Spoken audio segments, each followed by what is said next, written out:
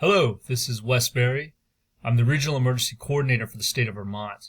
Coming to you today to provide some mitigation guidelines for the severe winter weather alert that is impacting much of the region. You'll also find a more in-depth mitigation plan provided to you, and it should be in your inbox. In summary, there's a severe winter weather alert that is with impact for the greater state of Vermont. Extremely damaging ice storms are anticipated, and snow accumulation as well, beginning early tomorrow afternoon and on through early January 7th. This has a high potential to cause massive power outages and bring traffic to a standstill. With consideration for the worst case scenario, and we want to be able to ensure you are well informed on the threat and the danger of the storm that's heading our way, and that you can also begin to take necessary actions to protect your citizens and inform them as well on what they can anticipate happening in the next 48 hours. The forecast is bleak.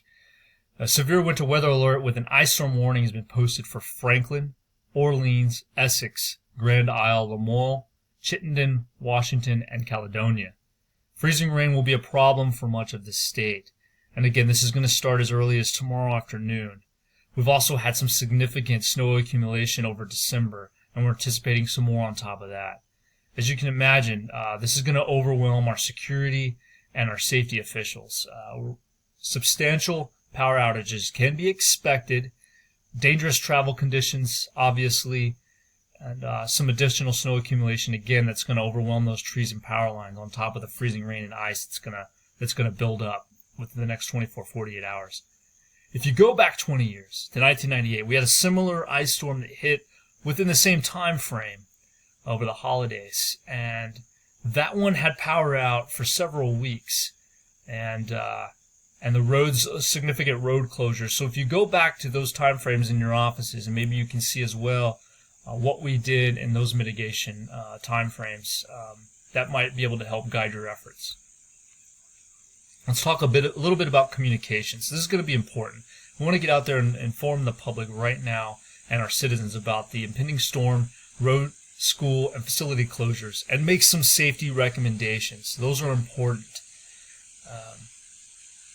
I'm going to ask public information officers to contact local media. These are newspapers, television, and radio, and emphasize the winter weather alert, those safety recommendations, and also start pointing our citizens to resources they can go to inform themselves about how to prepare.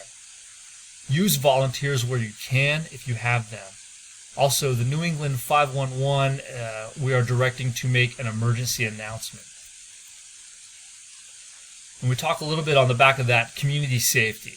So, for everyone out there, ultimately we want to make sure the citizens of Vermont are protected and informed as best they can.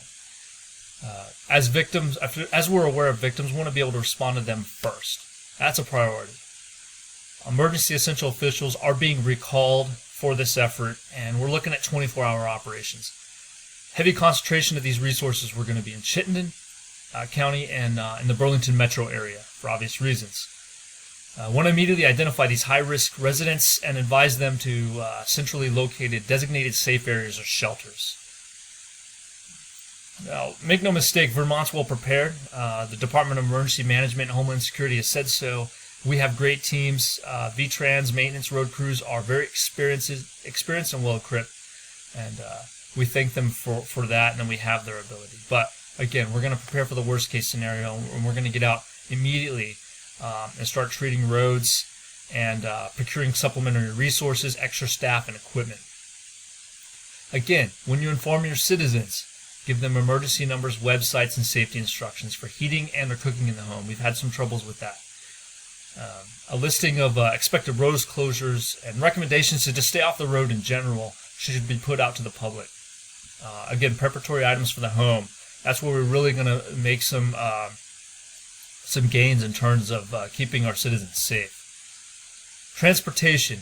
Now, this is a holiday season, so we've got some of our employees that are off on family leave. But at the same time, we're going to have 23% more people on the road, according to the Department of Transportation. And the conditions are going to be treacherous. Okay, we're talking the 5th through the 6th. State highways, interstates 81 and 91, and major thoroughfares we're going to have trouble on those roads. As much as we can, VTrans should take action to identify personnel, resources, equipment available, and start doing snow removal and start treating roads. If you have contractors that can help you with land treatment, contact them immediately. Also, communicate mitigation efforts with Amtrak, Vermont Transit Partners, using Go Vermont as a resource. Again, doesn't need to be said, but bridges, elevated surfaces, trees, and power lines is what we're going to be concerned with here. Resources. Again, we've got a lot of folks on leave. We're going to direct all essential employees back to work immediately, even those on leave. Government officers should report their work status and personnel staffing levels to us.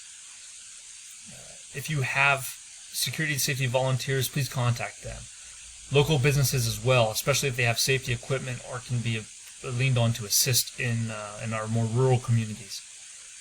Sharing of the resources at a minimum, if you can. Fire, rescue, medical, utilities, Red Cross, FEMA, medical examiners. Let's start contacting them right now, making sure they're on board and that we have contact numbers and they're all good.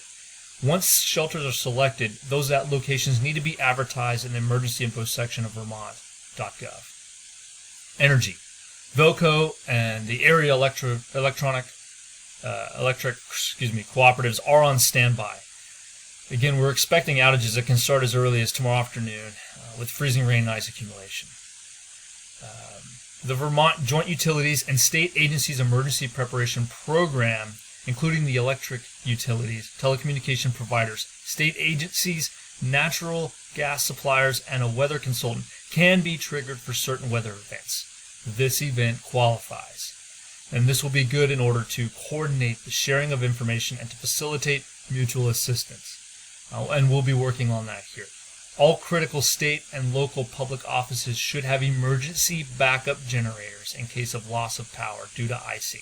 We have to protect ourselves too in this, and I can't stress that enough. In summary, all of these actions are offered with careful consideration for the worst case scenario, where failure to act is just not going to be an option. Again, going back 20 years or so, we had an ice storm with extensive road closures, and power was out up to 10 days. Very fortunate we didn't have any fatalities, and a lot of that is attributed to the fact that it warmed up significantly after the ice storm. I don't know for certain that we're going to have that in this case, but we need to prepare that it isn't. And again, the safety of our citizens and those that are passing through our state are our number one priority. If you have any questions or concerns, please reach out to my office. You can contact me directly. My name and information is on the mitigation plan. Please be safe out there, and good luck. Thank you.